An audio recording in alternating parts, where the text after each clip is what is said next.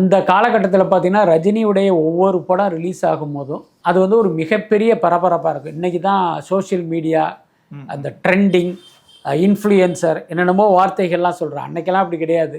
அவங்க படத்தை எடுப்பாங்க, ஒரு இத்தனாம் தேதி ரிலீஸ் அப்படிம்பாங்க, படத்தை ரிலீஸ் பண்ணுவாங்க, தியேட்டரில் மக்கள் அதை பார்த்து என்ஜாய் பண்ணி அது ஒரு மிகப்பெரிய திருவிழாவாக கொண்டாட்டமாக மாற்றுவாங்க. ஸோ அந்த மாதிரி தான் படையப்பா படத்துக்கு இருந்தது. இன்னும் ரொம்ப வெளிப்படையாக சொல்லப்போனால் அந்த படையப்பா அப்படிங்கிற பெயர் முதல்ல நம்ம பத்திரிகையாளர்கள் மூலம் பார்த்தோன்னா அது வெளியில் வரும். அதை செய்தியாக பார்க்கும்போது நமக்கு என்ன தோணுச்சு அப்படின்னா, என்னையா இது பேர் படையப்பான்னு நம்மளோட ஒட்டவே இல்லையே. இன்னொன்று இது தமிழ்நாட்டு பேரே கிடையாது. ரஜினி வழக்கம் போல் பார்த்தீங்கன்னா கர்நாடகாவில் இருக்கிற ஒரு பேரை எடுத்தாந்து இதில் டைட்டிலாக வச்சுட்டாரு.